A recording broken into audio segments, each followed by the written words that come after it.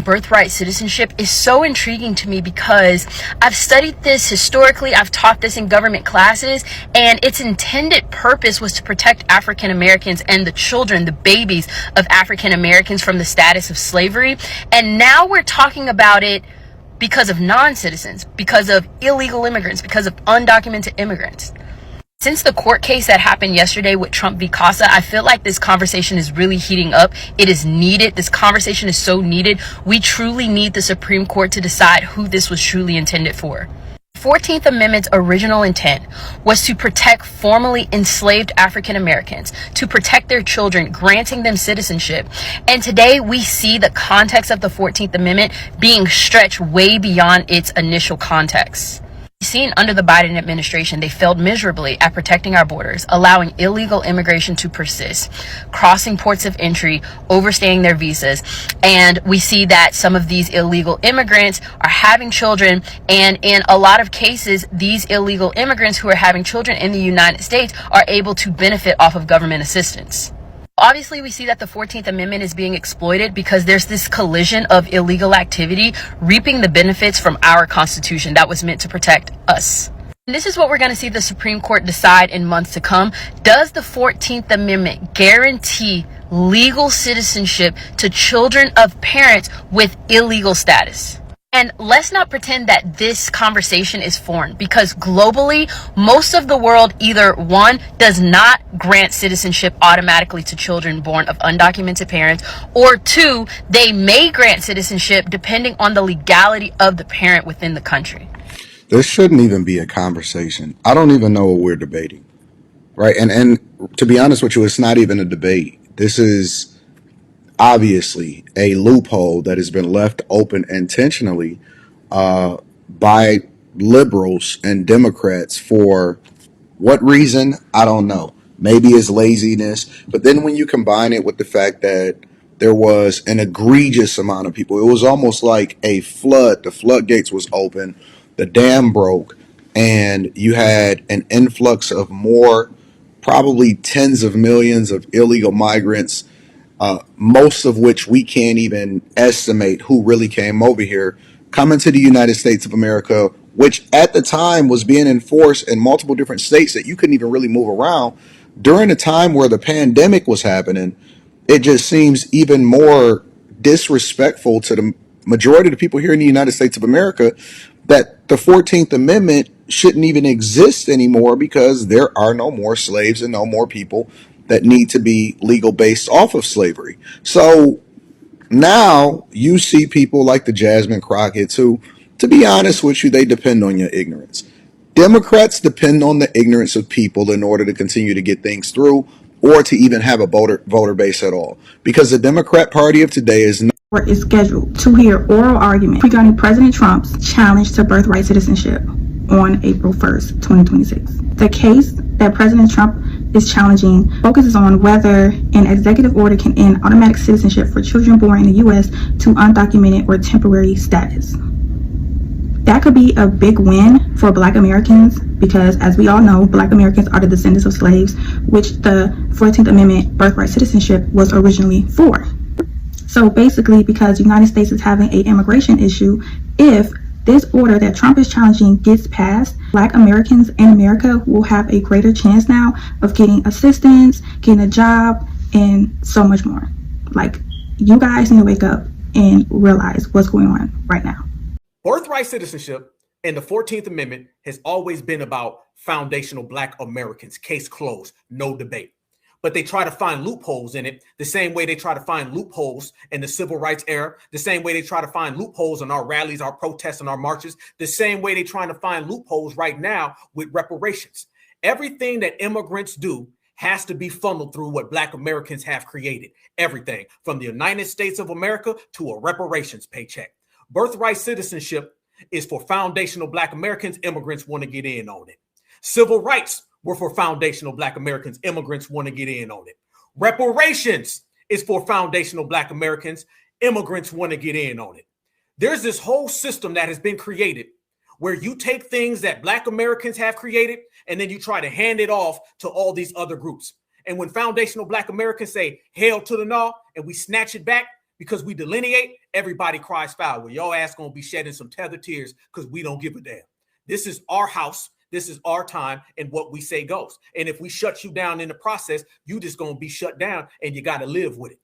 If you name everything that Black Americans have done, if you name everything Black Americans have created, it all goes back to the excellence of our country. But don't nobody ever want to put the spotlight on that. That's fine, because we're going to put the spotlight on it. And everybody knows our spotlight shines brightest amongst everybody's. And all we doing, family, is that we putting a twist on it. Each brother and sister, king, queen, goddess, and God, and we doing it our way. They cannot see us, not at all. They can try, but they're going to fail. Targeting birthright citizenship again. So the first executive order is trying to end birthright citizenship for children who are born to non-citizens, as well as folks who have been deemed alien enemies of the United States or federal employees of another country. The other component to this executive order is also dealing with the surrogacy industry, where they're trying to crack down on commercial transaction with, the surrogate being an American woman giving birth to a child. That child would theoretically receive birthright citizenship. However, with the child being given to a family not in the United States, they're trying to block that possibility of the child receiving birthright citizenship. The second executive order is trying to block the, Department of Homeland Security for allowing women, individuals who could be come to the United States under the guise of giving birth in the United States in order for their child to receive birthright citizenship. I made this video back in June. I never posted it. This is why I need to start posting my drafts. Like I said, I'm going to start posting my drafts more. But nonetheless, what I was talking about in that video is clearly playing out. And mark my words, the targeting of birthright citizenship is not over, especially when you're adding with the fact that Republicans are trying to end birthright citizenship in the United States territories. We're talking about people from Puerto Rico, Guam, U.S. Virgin Islands, North Marina Islands, where they are statutory citizens, as in Congress has the power to revoke their status at any point because they are not Fourth Amendment citizens. They got their citizenship via statute, aka via congressional legislation. However, our fifth territory is American Samoa, and individuals from this territory are not even U.S. citizens. They are U.S. nationals. That's actually a very key distinction. Nonetheless, there's a larger targeting towards birthright citizenship because they want to be able to decide who is a citizen and what rights they will have in the future they're trying to build. Something just changed in the American immigration debate, and this time President Trump actually signed the new executive orders as of August 6. And Black Americans online are having a very interesting reaction.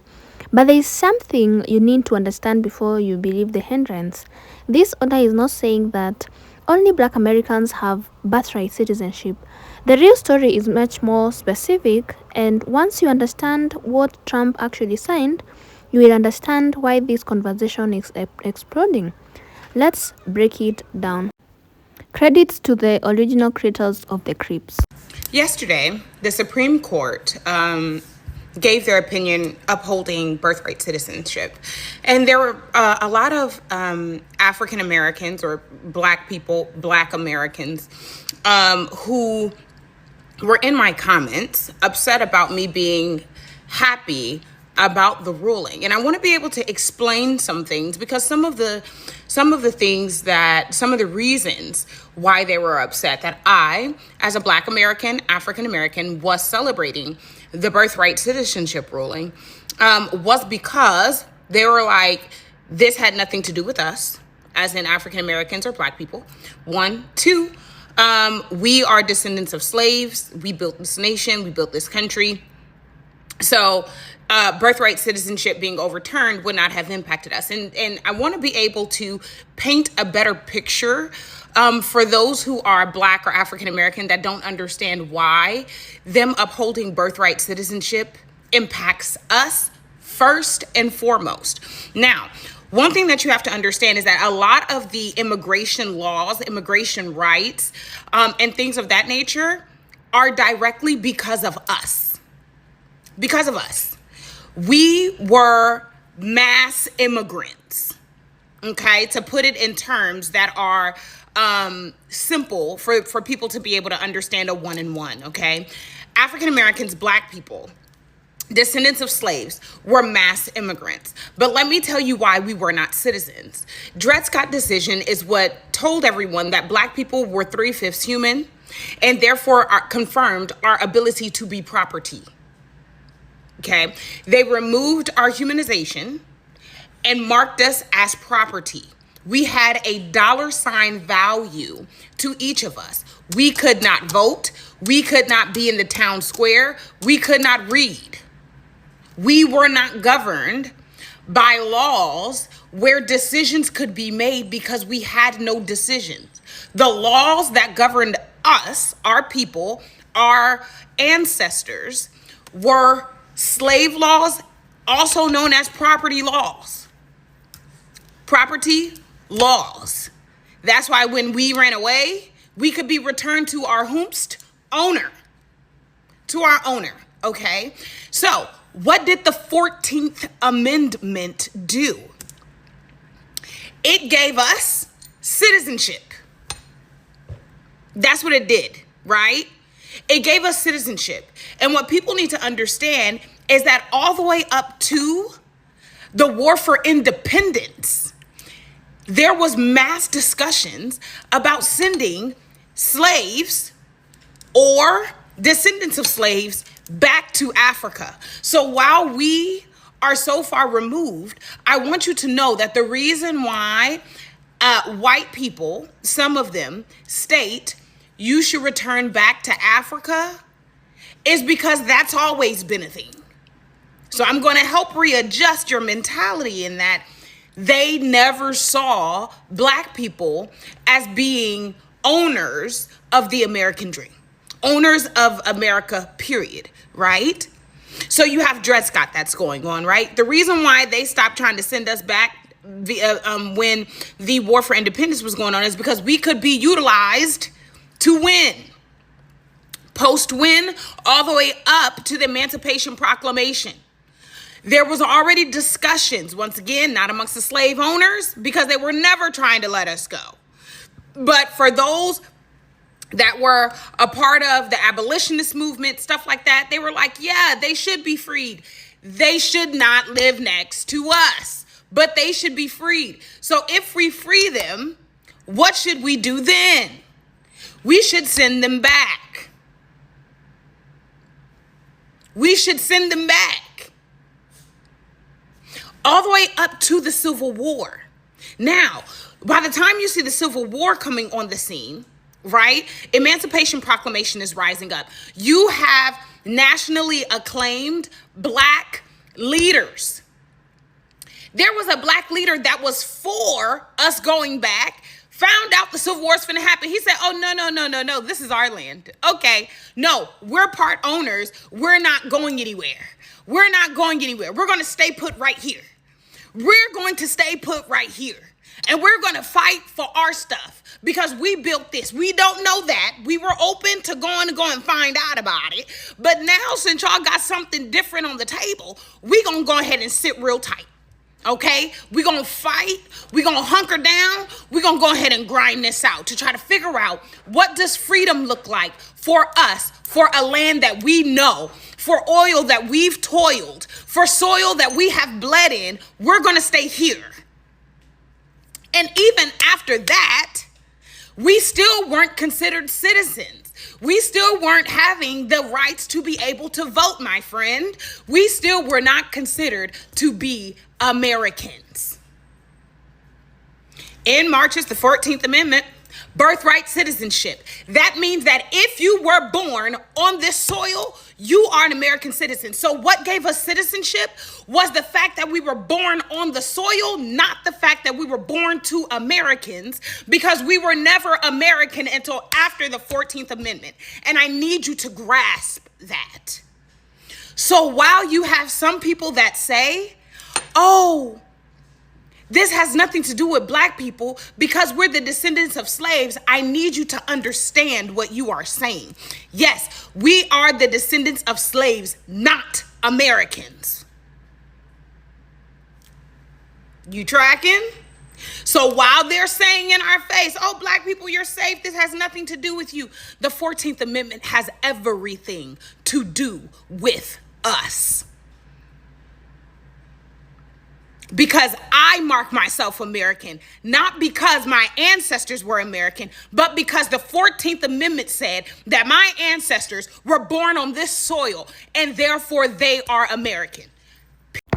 So, what President Trump signed are two executive orders dealing with American citizenship and birth tourism. The first is called Continuing to Protect the Meaning and Value of American Citizenship, and the second one is Ending Birth Tourism. And this is where the details matters. The citizen order tells federal agencies not to issue or accept citizen recognition documents in certain cases where neither parents is a U.S. citizen and specific conditions apply. Those conditions include situations involving people classified as alien enemies, including certain members of designated foreign terrorists organization. It also addresses certain foreign governments employees, including ambassadors, qualifying embassy or consulate employees, and certain international organization employees with immunity. And that is a very different policy conversation from simply saying Trump ended birthright citizenship. Now, let's talk about the second order because this is where the immigration policy debate gets even more intense. Trump ending birth tourism order directs the Secretary of State and the Secretary of Homeland Security to take action against the administration describes as birth tourism. That means people entering the US on an immigrant visa specifically to give birth in America. The order directs the government to use immigration authorities to address people who enter or attempt to enter the US for that purpose. It also allows for humanitarian or national interest exemptions.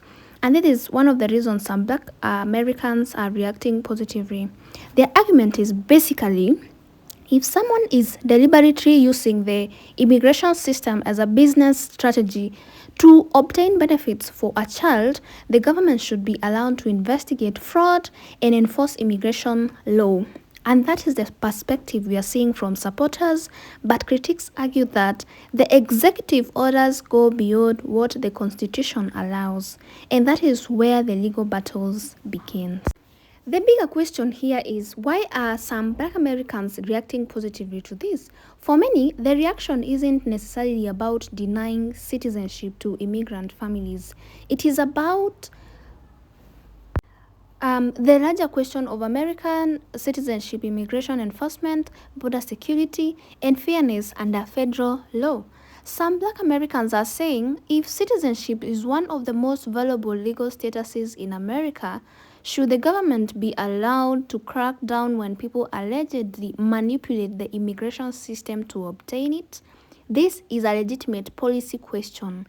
But there is another side. The 14th Amendment and birthright citizenship remains major constitutional issues, and Trump's new order is already facing legal challenges. So signing an executive order does not automatically mean